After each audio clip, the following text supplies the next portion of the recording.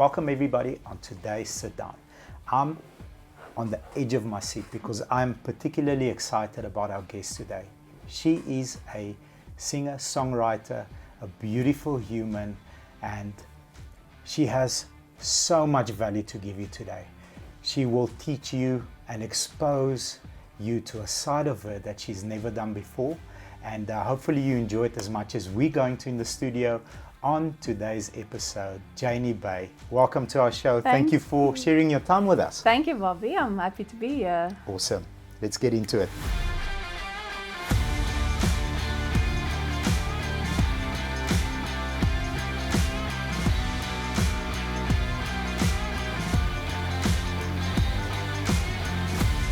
Okay, my friend, snap of the finger, boom. We could go back a couple of years, not a lot, a couple of years. You're 17 years old. 17-year-old Janie Bay walks in, sits next to us on the couch. Who is that young lady? What is she thinking about? What is her priorities? And, you know, what's going on in that brilliant mind of yours at 17? Wow, yeah, I think I was very different to what I am now. How so? Yeah, I try to think back about 17. I'm going to track back a little bit because there's some things that I'd like to share. So a year before that, so I was 16, I would have lost 20 kilograms. So I was 20 kilograms of body weight. At 16 you lost. So 15 you are 20 kilograms heavier than you are at 16. That's a lot. Yes, and I think I still pretty much weigh the same as the weight that I lost. You know, when you were 16. Yes, so similar, maybe a little bit more, give and take, because it's been a minute since. You look great, by the way. Thank you so much. So that, I think that's a big part of my life, because that really taught me a lot of self-discipline at a difficult age, when all my other friends, girlfriends, and everybody was had the little figures, and they were the girls that got the boyfriends, and nobody really looked at me. It was a very different world, but so that really was a big part of me learning, even going forward in life, how to have self-discipline and self-motivation in different things that I've done. But yeah, 17, I want to go back a little bit, like 4 seconds. So what happens to you at the age of 15 that you decide, because no external force can get you to lose 20 kilograms at that age. I mean, as a young lady, there's a lot going on. Your hormones are doing this. You know, your brain is still not focused on a certain thing. Is it something that someone says to you, or is it, listen, I need to improve the way that I feel, therefore I will go and start losing this weight to become healthy? How does that process happen to you because that age is very young? Yes. So thanks for asking that. I think there's a couple of different things. I think when I was 15, I was sort of at an age where I think I only then really realized that I look different to my friends, in a way, I suppose. Makes sense, 100%. Yes, but also I think I realized that I have to do it. Like, my mom has tried in the past, but also it wasn't, I know it's not her fault, but I don't think she knew better, but there was a lot of like chocolates and chips and available at home. Yeah, and soda and all of those things. So it was just too available for us. I mean, I think I had like a chocolate, maybe 2 sometimes every day. That's obviously, and then there's still chips and rusks and everything. And so I think that's when I only was able to realize in my capacity and my age that it needs to happen, and it needs to happen now. Otherwise, it's going to be a problem going forward, because I'm also in this habit. So I have to break this habit of eating all these snacks and also introducing better meals, because we were also, a lot of the time we were eating burgers and pizzas and takeaway. And I think my mom was working at the time. She didn't work like all of our young growing up lives, but I think she was working at the time, and my dad. And so it was a lot of the time, kind of. It's more convenient. Yeah. It's more convenient. And my granny was living with us. She sometimes made us like the Buddha lunches. So I just really knew that if I don't do it, like I'm going to need my mom's help, but if I don't do it, and it's it's not going to happen. So I started walking every day for about half an hour. That's how I started, and it was very hard in the beginning, and it was very hard to stop everything because I pretty much stopped it. I didn't wean off. I just said, we need better meals. You need to put the chips and things away in another cupboard. If my brother wants to eat it, it's fine, but I don't want it anymore. And so it was a different shift. But I think about halfway, about 6 months in, I think I've lost about 7 or 8 kilograms. And then my mom said, okay, cool. Now I'm going to enroll you or subscribe you at the gym. Yes. So then I was able to get I got a biokineticist program, because I wanted to start off well with my joints and that sort of thing, because I've hardly ever done any exercise. I was, maybe when we were young, we were running around, but I was always chubby, and at some stages it was too much. So yeah, and then I carried on at the gym, and by the end of that, so I'd lost 20 kilograms, and I got into the habit of eating well. And obviously the way that I felt was a lot better about myself. Not to, what's the right word? To talk badly about what anybody looks like. This was just my experiences. It's your view on yourself. Yes. Nothing else matters. Yeah. Except how you view yourself and how you feel about who you are. And the most important part of that was that I became healthy, and that was... there were a few bumps going forward, which I can also share about, but that was a definite good, strong start off for me to start with good habits. I want to maybe challenge you a little bit, because, off camera we had a discussion.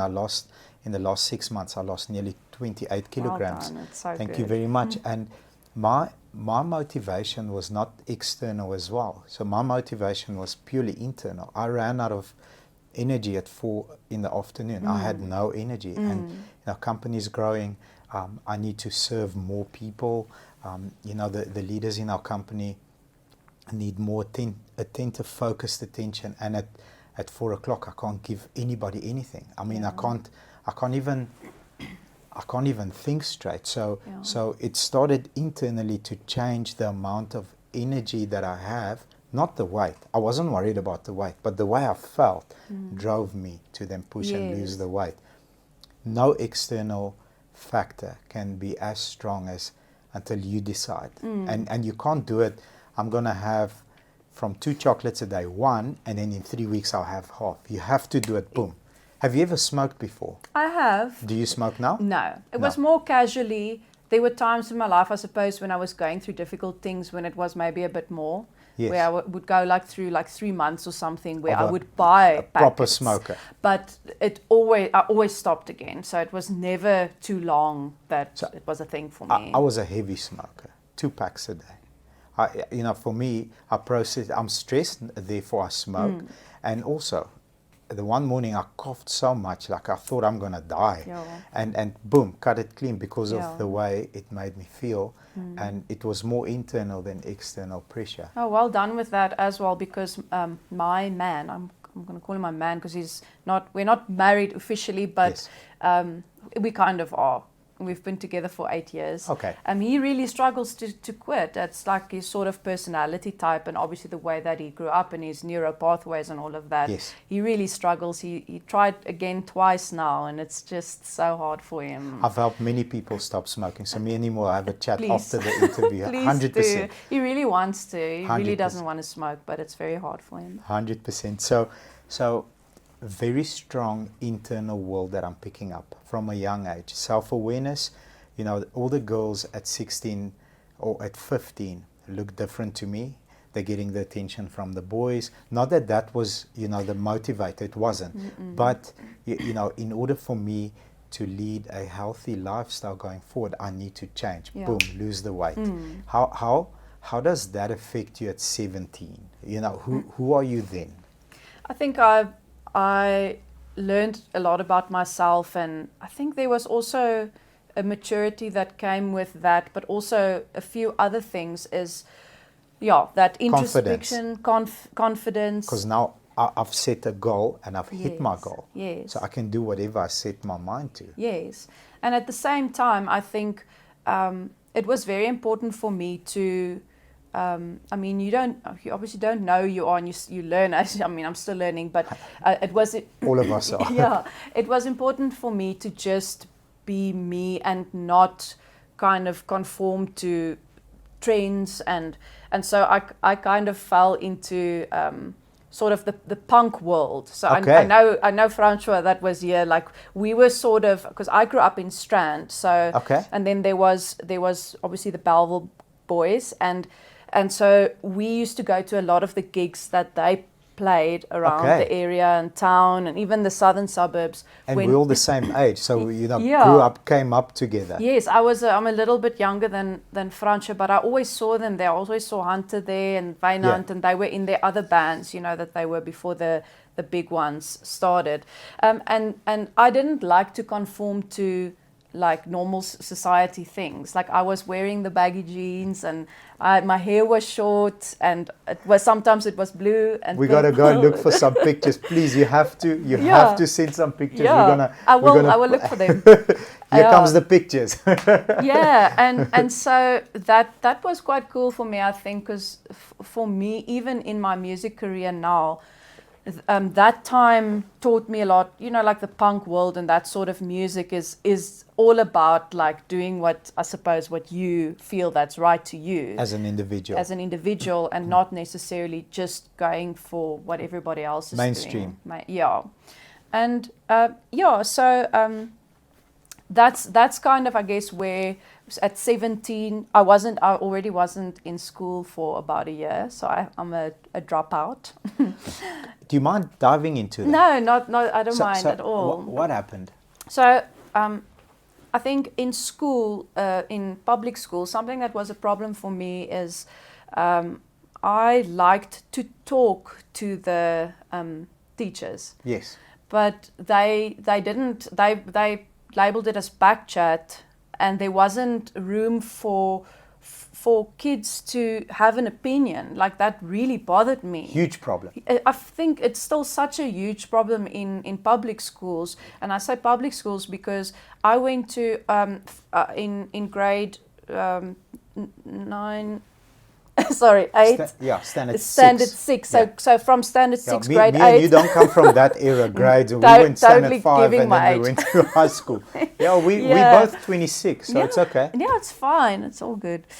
So then that grade 9 here, I went to a private school, and I could just feel the way that it was a lot different, because it was smaller classes, more individual attention. You're allowed to speak your mind, but obviously in a respectful way. I was never disrespectful, but in normal schools, they would, I don't know, they would do the weirdest things. Like they'll put you outside the class because I just said something back to the teacher that I didn't agree with or something. And then they would put me back in the class and stand with your face against the wall, and what are you learning then? It just didn't make sense to me, and I spoke to my mom about it. And so I first went to a private school, but then we realized after a quarter that the school wasn't registered. Oh wow. So then there wasn't any other private schools in the area at the time, and I said to her, please, I can't go back to public school, please. We looked at one other high school, and it just felt like wasn't right. And by the way, my brother was also a dropout, and he's one of the best back-end coders, full stack developers that I know of. Awesome. Yeah. Anyway, but we'll still get to some of that. I want to jump into the opposing opinion. It's super important, for us as teams. We've got a golden rule. So logic overpowers rank. So in a classroom environment, logic doesn't overpower rank. I'm the teacher. You want to challenge me logically, therefore you go outside. You sit there. You're not allowed to do that. Yeah. Where, you know, there's perhaps that fear of, I'm going to lose face because one of my learners is going to say something that might be right, and I don't know how to handle it. So logic always needs to overpower rank. In a team, if I've used this example in the past, if let's use our wash bay for example. The wash bay operator comes to me the one day and he says, the way that we park the cars, we can, in this wash bay, only fit 6 cars. I said, that's right. We've been doing it like this for years. He wants to change the position, so where they come in from and how they stand and how the process works, because then we can fit 8. And he's worked out, you know, in a normal work day, we can get 12 cars more washed and cleaned than we currently are without adding any more people or any more equipment. I'm like, wow. I'm like, okay, big meeting. Yeah. In front of everybody, you know, until this day, I you know, got feedback from everybody. This is how we did it. From today, this person has developed a new process and procedure, because then you encourage more ideas to pop out. Yeah. Instead of, you know, no, it won't work because I didn't think of it. So logic always needs to, but people's egos get in the way. Yeah, it's the power thing, and obviously the old school way of thinking. But what you just said is really cool, because then it will probably help some of the other staff members to feel more open to speak about something or an idea that they have. And ideas actually get heard and implemented. Yeah, and that's really good. I think, you know, probably most schools out there need to hear this message, because not that, I mean, you turned out better than you ever could, but perhaps, you know, there's some people that are not as lucky as you and your brother are. No, I mean, I would have liked to have finished school, but then when this, I mean, my brother had other reasons. But for me, I would have wanted to finish school. I'm quite the work wasn't the problem. No. The relationships were the problem. I'm more of a practical, sort of crafty. Sorry, my Afrikaans. Go for it. I'm a creative person. Yes. So that was also like, I liked conversations and I liked to make things with my hands, and I was obviously, music was also always there. But yeah, so then I finished standard 8 at home. In the end, and then I started working at 16. So by the time I was 17, I was working. What was your first job? My first job was actually a shampoo girl at a house hair salon. So it was somebody that had a hair salon at their house, and I was doing that for a little while. Then I started in retail. So I started working at the Billabong shop at Somerset Mall. Okay. So that was about that time, 17. So surfer world, punk, music was already there. Definitely started writing already, but sometimes it took a back seat, and then I was singing again. And I think I've already done one trip, because then I'd be dating my boyfriend, who became my husband, who's now my ex-husband. But at what age? 17, around there? Yeah, 16. Yeah, so 16. I met him in this punk scene world as well. He was always the DJ in his brother was in one of the bands called Hog Hoggity Hog. Don't know if you ever heard of them. No. So I'll go check them out. They were some of the English bands. They were also playing with Franny's bands. But so I'd done a missionary trip with my boyfriend then to Greece. So that was my first overseas trip. That was quite crazy for me. Yeah, so those were like a few things that's happened at that time, and still, I guess, figuring myself out as a teenager. As we all do. Yeah. As we all do. Awesome. So now you've met your husband to be, you know, a couple of years later, ex-husband. How do you get into, you know, do you one day say, I'm gonna you know, perform a song, and then someone sees you and says, wow, you need to be on stage? I'm always interested in, you know, how does an artist transform from, can I do it? I'm wondering about it. You know, I do it just with people I trust and 3 or 4 of my friends and in front of mom and dad, to I'm going to perform for people? How does that journey happen for you? Yeah, so I think I was about 13 when my mom started entering me in competitions. She already saw the talent there. Yeah, she was She also very musical, and my dad, they were in bands in school. I guess it was a bit of a dream for them as well, but obviously completely different time, world. And so it was there, but then I sort of, like I said, I wouldn't say that I rebelled because I wasn't like naughty or anything, but I just didn't like to do that sort of music at the time, and like I say, figuring myself out. But I started already, but I was very shy. I got very nervous. It was very hard for me to sing in front of people. I loved it, but that part took a long time, and I still get nervous. It's different now because you channel the energy, obviously, very differently after. My friend, you're a rock star. I saw you singing a couple of weeks ago, and I was there in front like this. I was your biggest fan. Thank you. You really are.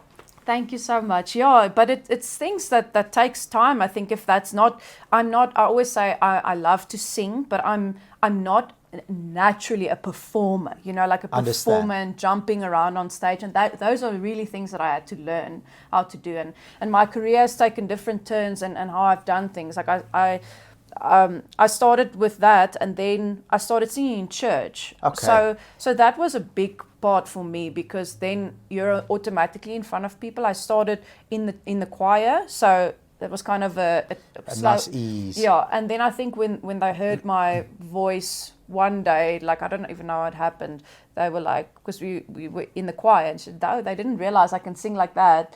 And then at church that I was, I think it was a few months where I was in the like sort of worship leading space, and I had to do some items in the church, like Christmas time or Easter. Then I would maybe sing a song as an item, and that really did help me.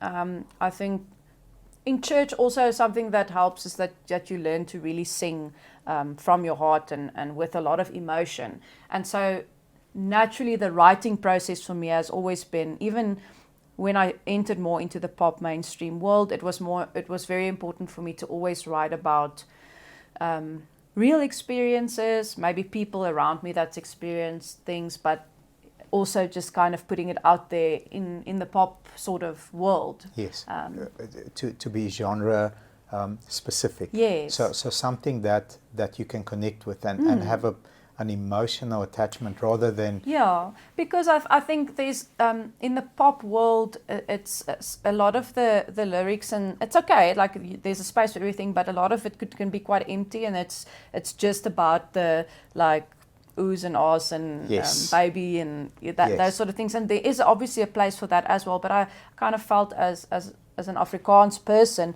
there is kind of a space for, singing about real things, but also fitting it into a place where people can actually really enjoy the music part of it. 100%, because if you've experienced something or a friend has experienced and you are portraying the message through a song, the chances are a lot bigger that somebody else also went through that. Yes. And that connection is then immediate, and that's how you build a fan. Yes, Because yeah. I've also been through this. Thank you for showing me this perspective. That's really, those messages and people commenting those things are one of the major reasons I feel that I'm still doing what I'm doing. Absolutely. Because I don't want people to feel like they are alone. Like we all are going through the same things. Absolutely. Just at different stages of our lives. Yeah. And you're always ready to face a problem when you're ready for the problem. Yes. Otherwise it just goes over your head. Exactly.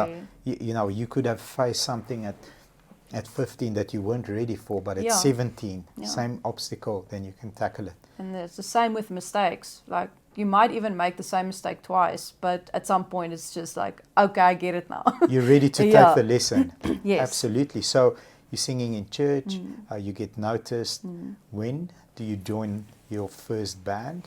Or when do you now, this is me, I'm working at Billabong, I've got this cool boyfriend that's a DJ, Yeah. and life's great. I just came from Greece. Yeah. How do you perform on a stage outside of church for the first time?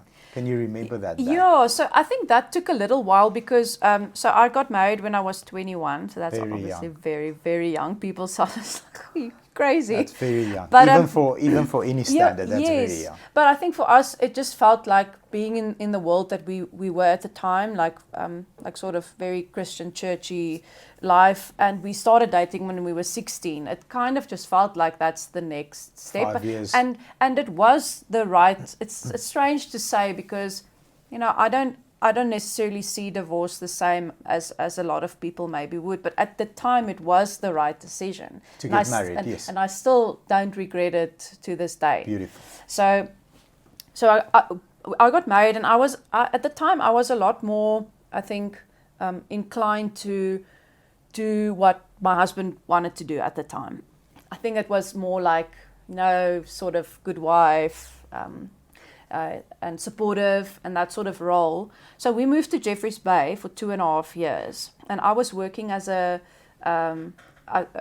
receptionist. Even before we left, for about 2.5 years, I worked as a receptionist PA, and so I got a similar job there. But I started feeling like something's really missing, and it's obviously I was singing in a church there as well. But music just kept like the passion and the heart for it and what I want to do just started, So I told him I want to quit the job and I want to spend time on writing and networking with people. Facebook was very big there, networking with other musicians, talking to them, asking questions, how to do certain things, how to get yourself out there, chatting to producers. And I was writing in between. Like I had my own little room where I had a little studio with software and a little MIDI keyboard, and I was sort of doing that on my own. But started writing, and it came quite naturally. I only did, I think, 2 days. So it was like one segment, but it was split into 2 days where I did vocal training ever. So this was with Marley Kelly. She's amazing. She always did the Idols vocals. And that's after you've been performing for a long time in a couple of church choirs, yes, and doing solos as well. Yeah, here and there doing some solo gigs. But so he said it's fine. He was just like, just try and obviously make a success out of it. That was something that my mom actually also said when I dropped out of school. I don't want you to drop out of school, but I want you guys to promise me that you're gonna make a success of your lives, you and your brother. And obviously at the time it's like, beautiful. Okay, I'm so young, I don't really know what you're saying, but it was always in the back of my mind. Absolutely. So that was always a constant a motivator, push for you. Definitely. No matter what, I have to make it a success. I think there's a lot of things that sticks in our heads from what our parents said to us, right? Absolutely. And that was a good one. And so I started writing, and I sort of had enough content for an album, but it was English. All of it was still English back then. Okay. Yeah. And so I met up with a producer that I liked, and we sort of did the first album. My brother went with me because we were both very musical always, but he is more got the analytical sort of academic mind, and yes, I'm more the creative one. Not that he isn't, he just sees it different, like yes, like formulas almost in a way, where yes, for me it's like feeling it. I can't yes, read music, it's just there. And so we did one album, independent album. I dedicated it to my dad because he passed away in 2008 November. Thank you. Yeah, it's quite long now, and it's okay. But so there was a lot of things that I needed to write at the time about childhood and things that I experienced at a younger age. There was a lot of that in there. So that was a good first effort. Some of the songs were on radio back then. Some of it was on, MK days, yes, on MK. A couple of number ones there. That beautiful, was quite cool. But I think the first time when one of my songs was called The Meaning was playlisted on 94.7, like full rotation. That was like one of those moments where it's like... freaking out.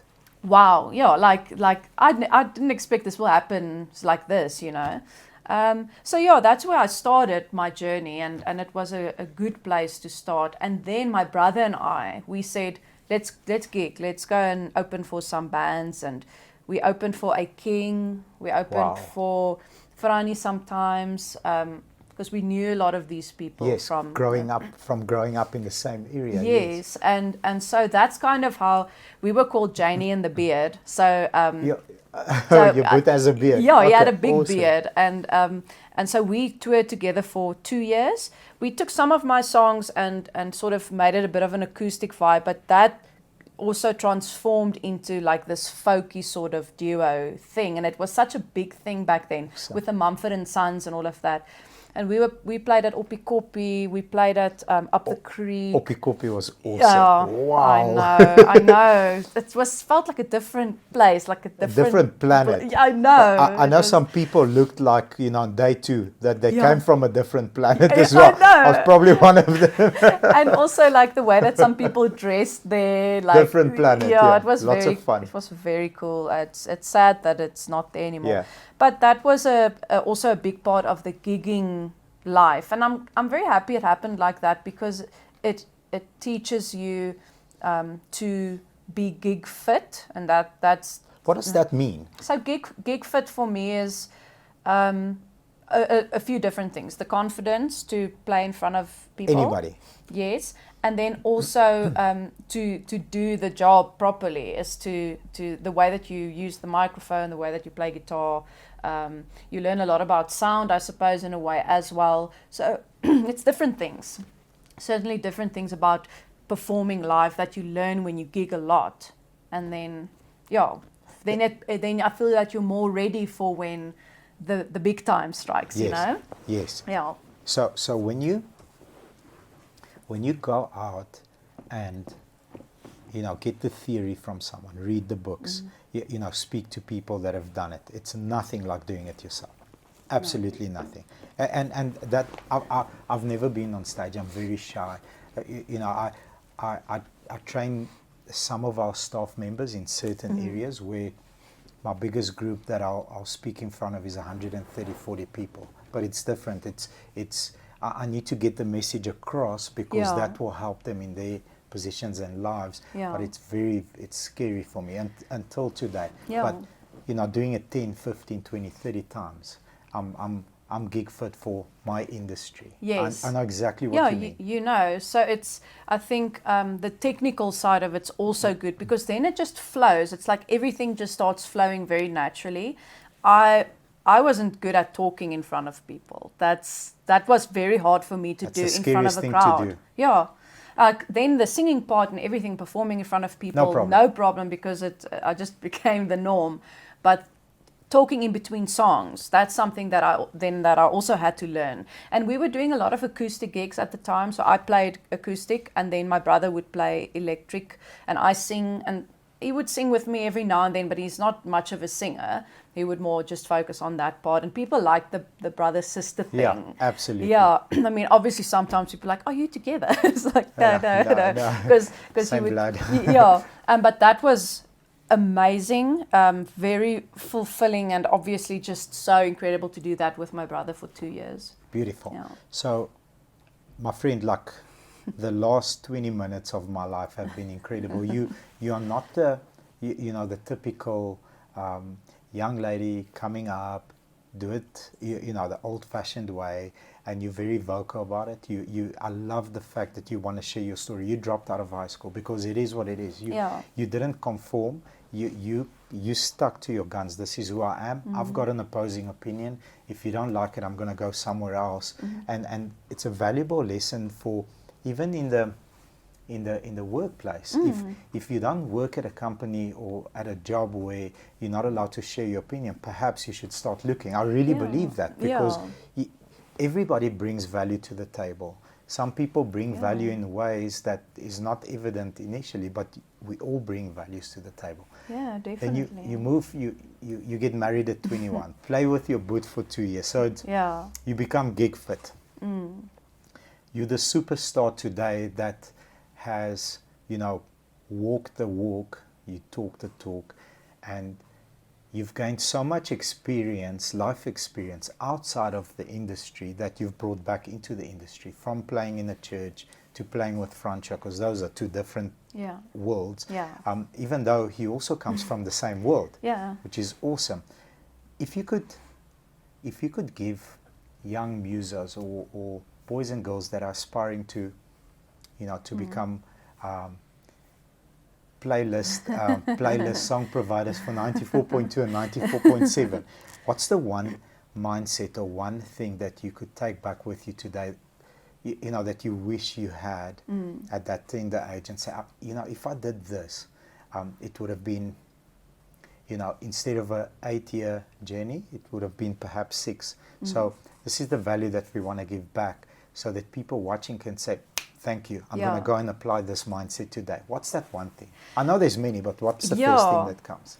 I think something that I always say is, you know, people ask me like about failures or regrets and that sort of thing. And I mean, there are probably some in between, but I'm a firm believer of that things happened the way that they should have in the time that they did in everyone's personal individual lives. Yes. But something that I agree. Yes, something that I will say is I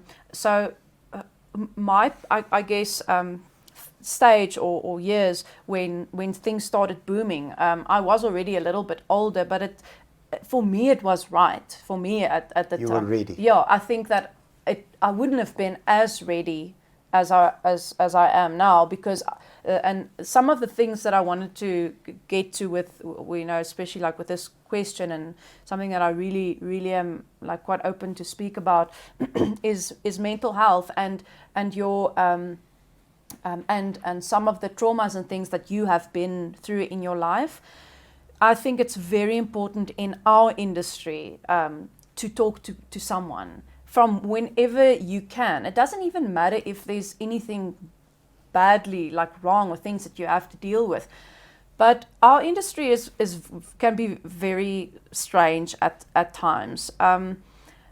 It's not just the way that some people might treat you, or the way that you know, that some of it can be quite toxic, but it's about the way that you're going to react to things when it does happen to you. The normal things that happens is rejection. Like, you're going to get rejected over and over and over. How do you deal with rejection? Do you make it a part of the journey? I have to accept. How does, because very successful people, thick skin.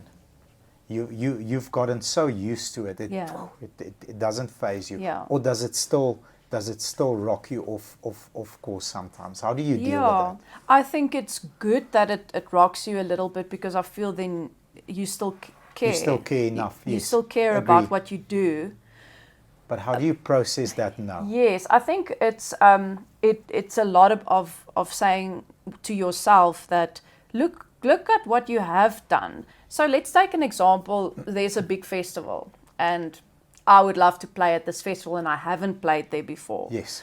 And I still haven't played there. Okay. So then obviously you see the lineup comes out, and you're like, oh man, okay. Like, I did submit, and I'm like, I would love to play there, but I haven't been on that one. So obviously you can go, oh, you know, like, what's wrong with me? I'm not good enough to be there. What's wrong with me? The normal crap that goes in your mind. So the voices will tell you. But if that happens, I think you just need to go to the other, or you kind of need to tell yourself, like a friend or a mother would sit next to you, and you have to say, but look at how far you have come. Look at all these events that you have played. Yeah, look at all these things. Look at what's like the nominees that you've had for your albums. Look how far have you come, and you've done a lot of this on your own. Like you didn't even necessarily have a lot of help. You've made decisions that integrity-wise was good for you, and you know, these things will happen in its own time. Gratitude, man. It's exactly. so important. So that is the thing. Wow. Gratitude is very, very important in this, because you have to go, I'm thankful for things that has happened, and I have worked hard, and I have showed up, and I have done my part. But there's, like you were talking about, the thick skin, that is important. But it goes very deep for me, because it's once again, you have to really be confident within yourself, and realize that your value as a person, even if music is such a big part of your heart and your life, it doesn't define you. Absolutely. And your value as a person comes from you. Yes. It doesn't come from an external party that decides on the lineup. Yes. Because no. if you Can't control lose, that. if you lose everything, if you lose your voice, if you lose your hands because you can't play guitar anymore, who are you? Yes. And then what value do you have? You've got value with your partner, you have value with your kids or your family or your friends, Fans, society. So it's not about it's I know it's hard for musicians to separate this, but this is why I say, if you feel at all like you get the short-term boosts from likes and fans and you're amazing, but then that becomes what you thrive on and what you need, but it's not real. They don't know who you really are. Yeah. So talk to somebody. Mental health, and for you to be the best version of who you can be inside of yourself, is the most important part for me, and that actually directly links to the industry. Absolutely. I mean, and this is evergreen. You can take this to any industry. Yes. I immediately connect rejection with gratitude. If I lose let's say, for example, I lose a key individual in our company. Yeah. It happened 2 weeks ago. She, she resigned. She's worth her weight in gold. However, she quits. Yeah. I don't want to be here anymore. That rejection, that's a rejection for me. Like, wow, I really thought me and you can take over the world together. We've had these conversations and I trust you. That's hard. It's very hard. Yeah. It's very hard. But immediately I'm grateful for the fact that I spent the time with her. Mm-hmm. She's added so much value into our company, into my life. And I'm not at the right place to give her what she needs this time. Somebody else is. Yes. Therefore, it's better for her to be there. Perhaps our paths will cross in the future and I'll be okay and right for her then. So that's rejection. Immediately go to gratitude. I'm so thankful for the time we had together. Yeah. And maybe in the future we can have it again. Very good advice. Gratitude is a big part of my life. Something that my mom instilled in us that I always share with people is to be thankful for the little things. When we used to pray, when she was still praying for us when we were young, it's like just dankie vir ons bed en dankie vir die dak en dankie vir die kombers, like all of those things. And that's something that's always I think made me content and happy with where I'm at in life and in my career. I kind of feel like my career has sort of gone like up like this. It hasn't been like nothing's happening ever. I think there's always been good momentum, but it also never went up. But that sometimes it also, it's a big thing, is that don't wish for that. Yes. Because that's often happens. Everything good is uphill, and a slow incline is best suited because you become more and more resilient to be able to. You're right. The slow and steady wins the race. Yes. That's been a big thing for me, because once you've hit the ceiling with, let's say, a big song like this, the pressure is on. We've seen it. We've seen it in the industry as if you've hit the ceiling, where do you go from there? And it isn't very often when it works, when that happens. You can think about maybe some artists in our country and abroad where that happens, and then it's like, but then there are ones that are lucky enough to get good songs. But I feel like that is also for mental health. It's really not good. You're not ready for that problem yet. No, and you don't. That fame. Oh, it's not a natural thing. So I would encourage young people, don't wish for the spike in fame, or don't even wish for fame. Just do your thing, do what you feel is right to you, and don't do something that doesn't feel right to you. If you feel it in your being, if you get that anxiety about something that somebody wants you to do, just tell them and be honest that it doesn't feel right to you. Maybe there's another way. Yeah, I think we had a discussion the other day about values and principles, and you've got strong values and principles from a young girl. This is not for me, I'm out. This is for me, I'm all in, and I'm going to pursue this. I think, especially in your industry, if you know this is the furthest I'll go with whatever it is, and I'm not going past it. There needs to be a clear definition. Yes. And if this, then it's a no. If this, then it's a yes. Yes. Can we renegotiate this part? No, we can't. Then I'm out. I'm not going to do this. And that's something that's very hard with contracts with labels in all across the world. Is the labels sort of seem to always have the upper hand, and and you are lucky when you can get a team and sort of like a head person that listens to you and sort of gets your vision and that sort of thing. But especially in the Afrikaans industry, I think for girls it's still very tough because they still have this idea of what they want it to be. But I feel like Afrikaans needs to move with the times, like the rest of the world. Absolutely. Like it doesn't always have to keep on having the same sound for 20, 30 years. Yeah, we've heard it before. It can still be there, but allow the music to grow. Like we're talking about the mainstream now. So that's something that I've actually learned that it can also be a good thing, because now some of my music has reached people overseas, like in the Netherlands and in Belgium and that sort of thing, and they are enjoying the music. Like you and Early B's collaboration, like that's, for me, it's two different planets, man. And when I heard you guys two, even watching your music video, you know, I'm like, wow, that's it's yin and yang, but it works so well. But and that's moving with the times. Yeah, that is exactly what I mean. Is that's what I felt in my heart when I started with Afrikaans music. Is that's what I want to do. I want to produce my music in a way that it's, I mean, striving to other artists in like Lady Gaga or Justin Bieber, or you know, that sort of thing. To also strive up, to that quality. Reach up. It's just in Afrikaans. Yeah. Beautiful, beautiful, my friend. It takes a village to raise a young lady. You are very successful. So a lot of people have touched you along the way and course corrected in a way that, you know, perhaps given you, oh, this is a different perspective. Thank you. This is, who are those three people, like the most influential people in your life, and why? What has each person done for you? Okay.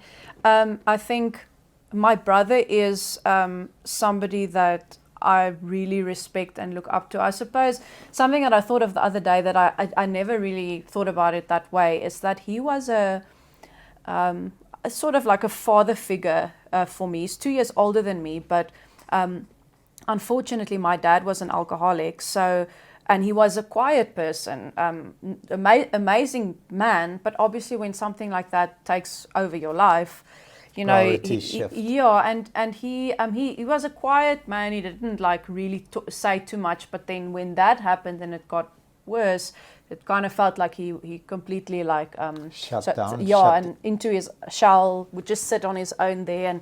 And so I don't feel like I had that strong like fatherly figure. But my brother obviously felt, I guess, naturally as an older brother, and even more so that he needed to be there for me and my mom.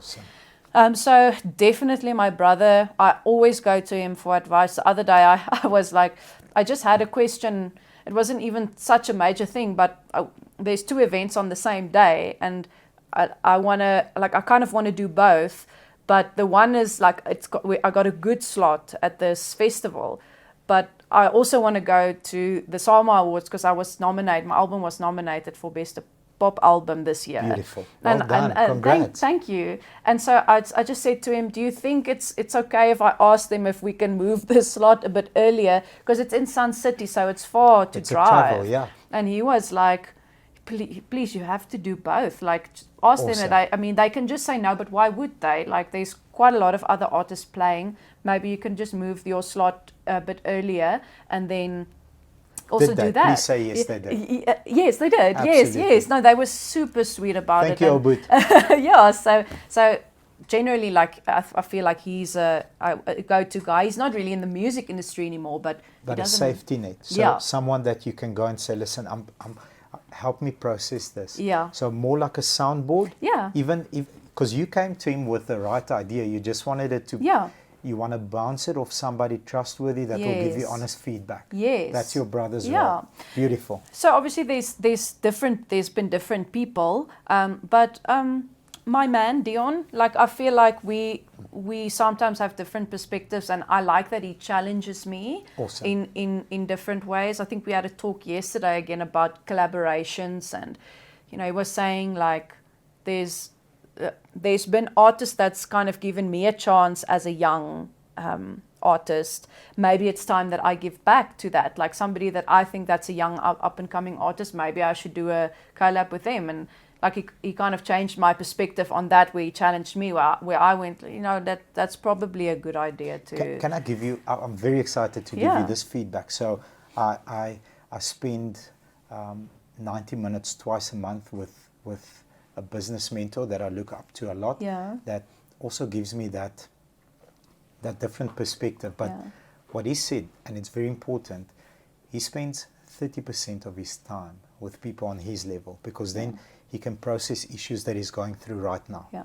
30% of his time with people above him, because he needs to know what's next, what's coming up next. And 30% of his time with people that are below him, which is myself and a group of other people, because he will be able to reach up, so that the universe allows him to spend the 30% with people above him. So you need to become the person that gives your time 30% of the time to pull young artists up. Love it. That's very good. Love it. So that is definitely true. And then one other person that I would say is there was a guy I was at Warner Music for 5 years, and he was the marketing director, but I worked with him mostly in the 5 years that I was there. And I was very thankful to him because... What's his name? His name's Adrian King, but he's not there anymore. But I don't mind. I'll give him a shout out because he was just awesome. How did he course correct you? Yeah, so I think he was just very open to my ideas. But when I asked him initially, do you think we should try Afrikaans? Then he said, I really think that we should, because I really think it's going to be good for your career. And I was obviously always talking about, you've given me creative freedom, but is it okay if we do it in this way? And, but it was just that thing that he was always very supportive in my world. Sometimes if I maybe had an idea that he didn't think was that great from a marketing point of view, he would tell me. And that's great, but I think I wanted to mention him because he's just always given me time of day. He always answered me quite quickly when I had questions, and he was always okay with my ideas. And that's very important in our industry because, like I said, especially with females, I think in the Afrikaans industry, I'm very passionate about this now as I've grown older, is that I'm trying to show girls and younger girls and that sort of thing, is that you don't have to do it that way. It's a bit of a different road. The journey is longer, but it's okay. Now that I feel like I don't want to sound strange or snarks funny, but I think it was a little bit of a pioneering role for me to sort of do normal pop in the Afrikaans, not the traditional, more conservative sound, and not the way out, more alternative vibe. I'm somewhere in the middle. And I want other girls to know that you can do it. And it's going to grow. It's just going to grow from here. And I've spent time with some younger girls. There's a girl that I've written with now, writing with some other girls as well. But yeah, those are some of the people that I think of. And I love the different takeaway points, because each one brought something unique to your career and to your life. Definitely. Amazing. Now, I know it's not very easy because you're gigging, you gig fit, you're touring, you're doing all the 2 shows in one day, Sun City, climb on. I don't know what you're traveling. It's not always like that, but you do get those days. But if you knew this Saturday, I've got nothing going on. Yeah. Who are you? Are you watching Netflix and chilling? Are you writing music? Are you in your garden? Are you playing with your pets? What are you doing on your day off? What's your perfect day? Yeah, so I think there's a couple of things. No gigs. Like yesterday, I actually, it was Sunday. I watched the movie when I woke up. Like that's like I just watched them. I love movies. A big love of my music actually came from movies and soundtracks and how they placed the songs in the movies and that sort of the emotion. Yeah, that was, and I'm also very much part of my own music videos. So that's, yes, I love that world as well. So I watched the movie, and I got up. I took myself out on a coffee sort of lunch date. Okay, alone? Yeah. Alone? I like to do that sometimes. I think had a long breakfast yesterday morning, all on my own. I think it's important. Very. I think it's good to be comfortable to be on your own. It is so important. It's a different but important confidence booster. Yes. And then on my own, like I would maybe do that. Maybe I also had to go and return some pants that was too big for me. And but then also my boyfriend or my man, I don't even know what to call him anymore. My man, my partner, your other half, my life partner. We would sometimes go and have something to eat. We love movies as well. Spend time with friends and family. Obviously. What's your favorite movie that you've seen recently? I have to think now. We watched quite a lot. Have you seen Top Gun, the new Top Gun? I didn't see that yet, but I want to watch the old one again and then watch the new one. Amazing. So I'm going to do that, but maybe we'll also do it together, me and Dion. Yeah. I know it's there. I saw The Grey Man the other day. That was pretty cool, like an interesting action movie. We both enjoyed that. Agreed. What's your favorite series? Favorite series? Yes, I've watched so many. I'm trying to think now. Oh, my mind. Did you watch Maid on Netflix? That was really good. It was a limited series, so it's just one, one season. But that was incredible. I don't know if you would like it, but it's something that I would recommend. I really liked Stranger Things, but it's also a different world. I can't handle it. It's too much for me now. The last season was quite hectic. It was a lot more horror than it was thriller, But lots of horrors during the day. I like a comedy at night. So that's where my boyfriend and I, we're also very different, because I'm more like positive, happy-go-lucky type of person, and he's a bit darker, but he loves comedy and action, but he's more a comedy guy. And I watch crime dockies that it by my ore uitkom. Wow. But then sometimes it just gets too much, and I'm like, I have to just watch something fluffy, and I just have to just to be because normal. it gets a lot. But I think it's the psychology part, like psychology. You're very creative. Yeah. So how did they come up with this scene? I think is what you're processing. Yeah, and the psychology. I think it's something that learning about mental health and that sort of thing has teached me, I guess, in a way that I'm quite interested in psychology. Maybe that's something I would have done if... I want to touch on that point now quickly. Cool. So I know you mentioned earlier, and I support your statement 100%. People don't make mistakes. You just go through things that teach you and course correct you. Sometimes you have to go through them multiple times because you're not ready for the lesson. Yeah. But then eventually you get the lesson, you move forward as a better human being, better artist, better performer, better partner, better whatever.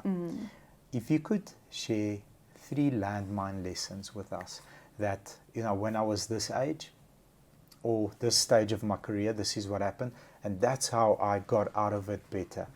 Perhaps we can take the value out of your lesson right here, and we don't need to step on those landmines. You can give us the GPS coordinates, like right there, this is what lies there. So we go, okay, cool, I'm going to jump over this one, maybe. Yeah, so like you just said, I do feel like it needs to happen the way that it will, because that's where you learn. But maybe something that Dion and I have spoken about a few times is there were a lot of people that told me that you should do Afrikaans music. And something that I always felt is that it's not going to work, because I guess it's sort of like having the strength and having the strength and the courage to do it my own way, I put that away. I was like, it's not going to work. Like, that people are not going to like the way that I want to do it. They're going to like the usual sound, because there wasn't a female artist that has actually done it this way yet. And so, Bauer said that to me, and even my ex-husband's brother, from that band, he was like, you should, because I did some ringtones back in the day, like Afrikaans ringtones for extra bucks, and and he would say you should do Afrikaans, you can just do it like how you want. And I was always in this fight, it's not. But that's, once again, it's that voice that's kind of tells you that you should do, you can and you should do something that you kind of suppress in a way. But then when I did my previous album, Miscellany, that was predominantly English, we had 2 Afrikaans songs on it, and the one was the one with Hunter, Wag vir jou. Yeah. That song did, it surpassed the streams and the views and everything, surpassed everything else on the album, as a whole. And so that showed me that I can actually do it the way that I like to do it. Because we are in a conservative sort of industry, it might take longer, but it doesn't really matter. So I guess what I'm saying with that is, if you feel like there's something that you want to do, but you're scared or you think it's not going to work, but you feel that it is going to be right in your heart, especially obviously because you also have to put food on the table, Absolutely. Yeah, with me gigging, sort of playing English stuff, that didn't work. I had gigs, but my own music couldn't get reached, because it's much harder actually to be an English artist in our country, because you keep competing with the international artists that they punt in South Africa. So, and then it's I want to give you a story. We interviewed South Africa's strongest man, Chris van der Linde, and he had a beautiful message, and the message was, as South Africans, we like to conform and say, maybe we're not good enough, maybe it's not a right fit, maybe it's not, we're not there yet. But if I dive into your past, you are gig fit. You are very comfortable with who you are. You understand your psychology, your EQ level. We had an off-camera discussion. Like you and Vanessa are right. I've got a very high EQ meter, and yours is through the roof. You're very self-aware, and it's important for people to know that if you've done the preparation, if you've got the experience, if it's a passion, if you've worked really hard at it, it doesn't matter what the outcome is, because the process is the important part. You love projecting your style, your own way of singing, and because it's in Afrikaans, it doesn't mean it won't work. Yeah. Just give yourself the chance. Yeah. And boom. Yeah. Rock star. Because it felt right to me. Absolutely. And that's the thing with music. It's still, musical integrity is still such a big thing to me. Something that I always say is, I don't want to be 50, 60, getting into my older age and days and look back and go, I wish I've just done it the way that felt right to me. And also, I know a lot of artists and people that have told me recently in the past year that, they can't even gig their songs anymore because they hate it so much. Wow. So it really, and that's just because they conform. They never had their own opinion. And probably have a lot more money than I have, but you feel it. You feel it in your being that you have sort of sold out in a certain way, where it didn't necessarily have to be like that, and you lose such a big part of the art and the heart of that person if you just do what other people keep telling you what to do. So, having a voice is very important. Your voice, your art and what you have to say, you're going to say it. You might say the same thing as somebody else, but you're going to say it. One word is going to be different, and somebody's going to go, "Oh, you just said it the way that made me understand it, and now I can relate with you." Beautiful. And that's what people need. Beautiful, beautiful, beautiful. I absolutely love it. What's the best advice that you've received? Not necessarily in your industry, but something that you took away like, wow, this is big. I'm going to apply this to my life?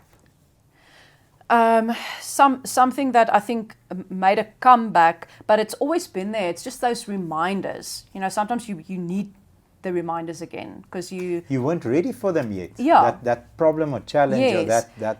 And you might go through times in your life where it takes a bit of a back seat, but it's still there. But something that Leandi obviously often also talks about is gratitude. So as soon as, I heard her saying it again, when she started her talks and that sort of thing, that was something that I was like, okay, I wanna be a very aware of this in my daily life. I don't want, because sometimes in this industry, you can forget that. Like you can go on and like I said, like you get rejected and you're like, oh, like these things like happening to me, and then if you go, you know what, it's fine, like everything's gonna happen when it should happen. You just carry on with your journey and you just do what you do, so that's something. I think also something that Dion has taught me is to be very aware to not hurt people, because I certainly have in times when I mean, not to go into detail, but when I was at a bad space in my life, I think that, when you not thinking clearly and you're a bit self-sabotaging or whatever, then you could get into a position where you hurt other people. So I think that's very, very important to be mindful personally and in the industry to not hurt people as much as you can. And obviously if you introspective and you open to learn things, like you say, like about EQ, you learn that you don't have to. Yeah. You don't hurt people, don't have to hurt people. Like Yeah. that's a saying, regret that I have as well. Yeah. In business, sometimes, I've been so hard on people when it wasn't necessary, Yeah. because the amount of pressure that let's say, for example, we say we've got a C, B, and an A player. C player, somebody that just came in, Yeah. still needs to figure things out, and he needs a lot more help. Yeah. C player can't handle the pressure that a B player can. And if you engage an A player, you can you can crank it up. They're Yeah. ready for it. But then if you do the same with a C player, boom, they fall off. Yes. And in our relationships as well, sometimes you'll know which personality can handle more and which, and you Yeah. need to be wary of that, because Yeah. you ruin relationships if you don't. Yeah, and something sort of on that point as well is something that I heard the other day, and it was just the way that it was said again. It's kind of something that but the way that this person said this was, quote, the way, this is just the way that I am, is an excuse for you Absolutely. to not Take become ownership. the better, take ownership and to become the best version of yourself internally. Yeah. I mean, the amount of people that have said to me in my life, like, this network is, I'm just like this. I've got no time for people like that. Because then you're never going to learn to be better, to be a better person. And so that's a major one for me. Yeah, that's just the way I am, as a person with a massive ego problem. Yeah. And it needs to check that ego. And that is probably things that happened to you in your life when you were younger, or that's exactly it. And it comes back to mental health again, is therapy. I'm such a big believer in therapy. This is therapy for me, my friend. Yeah, Thank you very much. I'm learning a lot from you. Thank you. Same. If you could spend an entire day with someone, now this gives me, insider view of what's going on in the brilliant mind. Mm-hmm. Who's that person? And what's one question you'd love to ask that person, dead or alive? Who's that person? Mm-hmm. And, why would you ask them that? So obviously, like when we talk personally, and it also falls into our careers. So let's do two. Yes, let's do two. Let's go personally first. I wish I could talk to my dad. I knew it. Beautiful. What would you ask your dad? I would like to maybe like be a bit personal and ask him like, sort of, what are the things that made him like not be able to be real about what are the things that's bothered him, or that's obviously something that caused this. You know, I would like to know. I mean, if there was a way that I could help him, I would, but he wasn't open, and just process, and therefore the mental health process. Why wasn't he able to share the pain? Yes, and I wasn't as aware, because I was 23 or 24, so I wasn't as aware about how important this is as I am now. Yes. So I wasn't able, in my own capacity, I wasn't able to help him. But also, obviously, with something like that, it is something you have to decide for yourself. Yes. You can go in and out of rehab. If other people pushes you, it's not going to work. But that's something I think I would have liked to have a conversation with him about, and see if there was a way to help him if he was here today and I was me. And he's in a better place than me and you are, though. And he's very proud of you. Absolutely. I hope that he can see some of what's happened, because my career hasn't really started when he had passed away. So sometimes I'm like, I hope he can see some of it. He does. Yeah. Something off topic. My brother's got a little boy, and for the first time, like he's like 2 years now. Okay. And he said something or did something, and I for the first time thought about, like, imagine my dad was here, the grandpa, to see him now, to see my brother having the little boy. Sorry, completely off topic, but that was just like a cool thought for me. So yeah, it would be nice to talk to him. And then like a sort of celebrity or famous person, like I often learn from podcasts from other artists. Yes. Like, oh my goodness, there's really so much for me to learn there. I listened to an epic James Bay podcast with a guy called Steven the other day.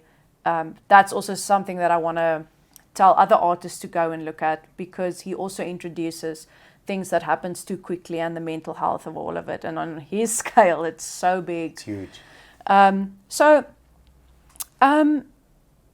Probably somebody like Lady Gaga or Jennifer Lopez would be cool, because they are females that have done something different. Yes. And coming from different world, and how they had to do things was probably also a fight, and uphill, longer. I mean, Jennifer Lopez is 51, 52, she looks good. And she's at the peak of her career now. Yes. Now she's really like the most successful that she's ever been. Yeah. So once again, it doesn't always necessarily matter the time frame, but those are people that did things their own way, and I think I could learn a lot from them. Amazing. First car. What was your first car? Please tell me it's a Golf. So my brother had a Golf that I There's always a Golf in the family. Illegally was driving around in Strand. I started driving when I was like 13. But Strand was like just so chill back then. I don't know how it is now, it's but okay. back streets like we but I'm happy that I started learning to drive earlier. But my first car when I was 18, my mom got me a Uno Rio, like a turquoise Uno Rio. We put like those almost like a cow-looking seat covers on the inside. Nice. And I was so chuffed. The first time that I drove to my ex now, Janti, I drove to him on the N2. I was so panicked. On that N2 from Strand to Pinelands on my own. But that was a cool experience, yeah. What's your dream car? What a big car. People always think like I talk about like I'm not too much into fancy cars or anything like that. I'm like economical. Like I've got a Yaris at the moment. Okay. A 1 liter, or however you say it, 1.0. Yes. There's no numbers Yes. past the point. So it's not a very powerful car. Uphills are also a struggle, especially if there's more than me in the car. So I love a Yaris, but I would maybe say another Toyota that still fuel efficient, but a little bit. It needs to have something after the point. Yeah, yes. Then you'll be happy. Meer krag, like awesome. a little bit more. But I think a car that I like in terms of the looks is a Mini, like a Mini. I don't know, like it's a small car. I prefer small cars. I'm not too much into bigger cars. Awesome cars. Yeah. Absolutely. My friend, if you could overhear a conversation, I want to go dark. Yeah. Because you like going dark. I got that. Very dark. We all got that part as well. For miles, it's just dark. Yeah. But if you could overhear a conversation, who's in the room and what are they talking about? Okay, the dark. Yeah, dark. Yeah. Let's go there. I want to know what the elitists are planning next. Yeah, like what pandemics or what's going on. Yeah. So obviously that's a world that can just for really... this I've got 2 tinfoil hats that we're going to put on. So that's obviously a topic that can really get people angry. That like Do you believe in that though? There's a couple of people that hook up sometimes and then they discuss these are our next 3 moves. Because I do. I don't really know who it all is. I think where the governments in the world, that where they are like maybe 3 levels down or 2 levels down even. I agree with you. So I think it's higher up than that, but I don't know if it's like, I'm not going to say names because these things, they pick it up. They pick it up and then they send info. But the richest people like in the world, I don't know if it's them or who it is. I don't know. But I think like my beliefs have changed from time to time. But there's something about the Bible and the end times that it always comes back to me, like when things happen. It's like, wow, you know. So I think I do believe that all of this is in the story and it has to happen. I think it's kind of clear that at some point the world is just going to end, and it's especially today. There's a lot of, I mean, we're about to go into a huge American recession. 40%. This is, you can fact check me. 40% of all money printed in America were printed in the last 36 months. Yeah. There's no extra gold that's been mined. You know, there's no physical assets being attached to that money. They're just printing money because everybody gets a stimulus check. So I think I would be in that room with you, like the elite. Okay, we've definitely stepped on a landmine. This is how we're going to fix it. I don't know how we would change it, because then you would need more people to believe the way that you do. Do you watch Russell Brand's podcasts? No. You think you really should? If you were saying that you believe that, it's really good. Yeah, I'm going to check it out. Definitely. Yeah, so I think things are planned for power.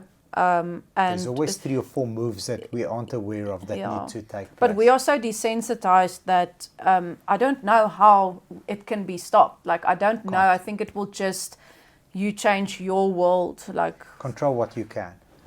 Focus on what you can control. The rest is stress. And stress is things that you worry about that you can't control. Yeah. So why and that fear mongering is like... No, not for me. No. Agree. No. What's your favorite book? Are you a big reader? No, I wish I was. Not. If you guys want to influence me in some way, I'd really like that. So I always say I love books. I love like going into the bookstore and being there and seeing the books.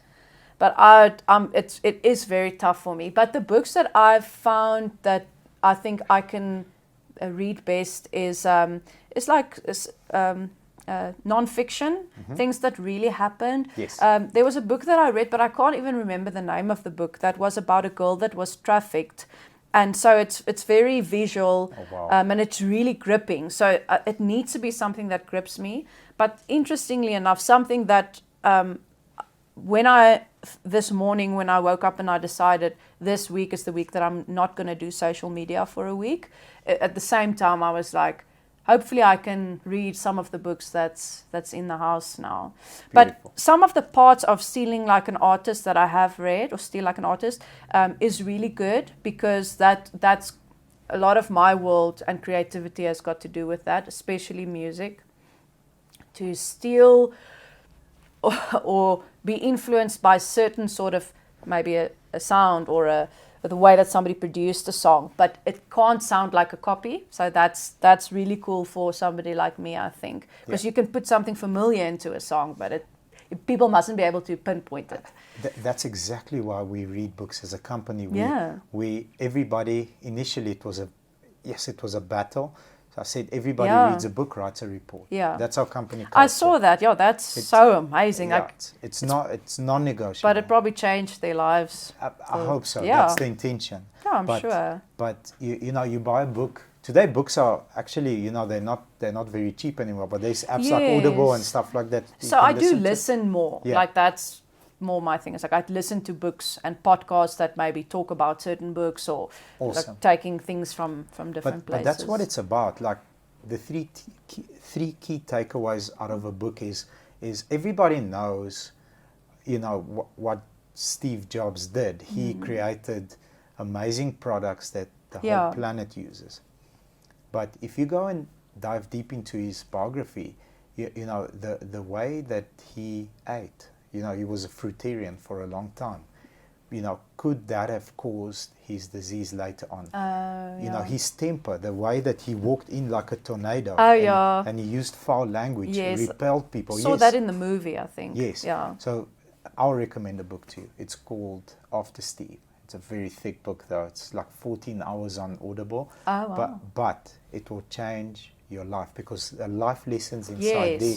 And purely on each and every key individual within Apple and how, they helped build that company. And the new CEO took the company from $150 billion company to $3 trillion, which I believe Steve Jobs in his capacity, not that he couldn't have done it, but because of his violent, vicious nature, maybe perhaps would have had a tougher time. So books teach you things like our main angle is like, I've learned so much from you. Our viewers have learned so much from you. Now, perhaps somebody can take a 10-year journey and boom, compress it into 5 years. So stealing is not a bad thing. No. Adopting. Yeah, that's pretty much, I guess, it's a bit, I don't want to say clickbaity, but to say steal like an artist is more like, but it is adopting things that you can use in your own way, and but it's not copying it. Not copying. Straight copying it. I mean, there's books that have, like after I read the book, boom, our company grew 100%. Like after the one book, I can't. Like, why did I walk into this wall the whole time? There's a different way. That's amazing. I'm not very business minded. Like that's D and my brother, they are more business minded. So he helps me with that. Like I said, I'm more like the creative sort of mind, but you do need that. Me too. I want to go and figure out the process. Like, this is cool. Can we try this? But you have to sort of sometimes learn to jump and put on the other hat because it serves you later on. True. What's coming up next? Like, where can we... I loved watching you live. You and Early B, I said to Vince, he was next to me, I'm like, these two, like, I'm freaking out. Like, where can we see more of that? Where can we see, what are you, like, tell us more. Yeah, I'm not sure when this is going to be. Just a couple of days, couple of weeks, Okay, cool. So, well, on the 27th, it's quite cool because I'm actually playing a gig where my Josie and Early B will be. So nice. we did a song together. Also loved bringing, like you were saying earlier, bringing our worlds together is just coolest thing for me. So beautiful. And you learn a lot from other artists, being able to write with and work with other artists. And from other cultures as well. Yes, that I love it. So we're playing a gig together on the 27th of August at Eduplex School. They've got a family day festival there. Okay, awesome. And then there's some other shows coming up at Sun City. There's Somerjol. It's Kurt Darren's festival on the 17th of September. I mean, there's some other shows that I can't even think about, and I always have to go check in my diary these days. So I know you're going on a social detox. 1 week. Yeah. Sorry, guys. Yeah. But by the time this thing is, we'll be back online. Yes. So where can we see your upcoming events? Facebook, Insta, where do you like posting? Yeah, it's always there. I try and update my website as well so that it's available there. Can we put a link underneath this video? Yeah, it's just janiebay.com. Okay. And most of my handles is just Janie Bay as well, so people can go look there. And then I'm always writing. I'm in a little bit of a, I just say decision-making phase, because I told you that I was with a label, but the agreement just ended naturally, and they don't do Afrikaans music anymore. And at the time, I kind of felt I just need a bit of a break. It was in the beginning of the year. Just need a bit of a break just to figure out what I want to do. But there is a lot of interest from other labels at the moment as well. So decision-making, because even with my previous label, it took me 1.5 years to sign the agreement, because I don't think this is also something that you shouldn't just sign something. Yes. Get a lawyer, let somebody help you. Please don't just sign a contract if you get something. And I think the younger that you are, it's also, you don't know what's going on. That's where you were talking about the process. I also wanted to say is, go through the process, do the gigs, learn the lessons before you just go and do the big thing. Yeah. Mentally, emotionally, it's going to be a lot harder. So I'm writing. I've got songs that's kind of sitting there. Nice. I'm still creative. Different shows that's happening. So hopefully, I'm not exactly sure when, but at least in the next 6 months, there'll be new music. There's one other thing I'd like to share, if you don't mind. Yes, please. So in South Africa, I think a lot of the time we have this thinking that the rest of the world is better than us. Like, they've got the talent, And that's so untrue. No, it's not true. But we've got this hopeless sort of thing in our minds. We're comfortable with second place. Yes. We don't need to be. No. And so I connected with an artist. I'll try and keep it short. An artist, one of my favorite singer-songwriters from Canada, but living in Nashville now. And I loved his music for about 3-4 years, when he eventually saw my messages just posting little stories of his music. And both Dion actually messaged him and asked him, because I love him so much, that he can send me a birthday video, awesome. for 3 years in a row or something. And it never happened. But then in the pandemic and the lockdowns, he said, "I'm so sorry, I missed your messages, but now I'm going into my message requests, and I checked out your music, and you're such a good artist." And I'm like, what? And so a year after that, he sent me a screenshot that he was listening to my new album, Prisma, now, from last year. And it's Afrikaans. It's like, oh, cool. And then he wrote, maybe we can do a duet together sometime. And so we've recorded a song. I don't know if that's going to be released, just tying in with what's happening in the next while. Amazing. But it doesn't, if it gets released, yeah. But just that process of writing with him and him believing in me, you can dream big. Anything can happen. So, I've spoken to a couple of guests about this. Your idol, or the person that you admire in whatever it is, your career, your music, your whatever it is, the only way to know for sure is to reach out. Yes. You did. Yes. And you are good enough to be on a duet with him, because you've done the preparation, you've done the sacrifice, you've dedicated a lot of time to your craft. So congratulations, my friend. I can't wait to hear it. Thank you. But I know when you did you guys physically go in the studio together, or was it done we spoke about it over Zoom for a while, what we wanted to do, what we felt what would be a good sound, a good fit, and there was actually a song that he had written, but he hadn't finished it. Okay. And so the fact that he asked me kind of felt like maybe I can also just give my ideas. I don't have to be afraid to ask. And so I changed call it the rhythm, but it's kind of like the timing of the you get 3 beats or 4 beats. Yes. So I changed that, and he loved it. I wrote my own verse. I kind of arranged the end of the song myself, and then he actually gave my partner Dion and them, they've got a production company, gave them the chance to produce it, and they loved it. But he signed with a new label now, so with that sort of thing, I understand that together they might have other visions. But just the fact that I was able to work with him, even if the song, if nobody ever hears it, I just feel like it was, you can dream big. We can dream big here. Anything can happen. And as South Africans, we are good enough. Yes. We really are. Yeah. We really are. Definitely. My friend, I have had so many life lessons in the last few minutes. I'm so thankful to have met you. It's the first time we meet. I'm a huge fan. I'm your biggest fan today because, you know, watching you perform your craft, I can see you're a professional and you are excellent at what you do, but you're just a good human being as well, which makes me your biggest fan as from today. Thank you for all the valuable lessons you've shared, and you know, our following will love this episode. Thank you so much for you too. Definitely learned from you as well. Huge Thank pleasure, you. my friend. Thank you.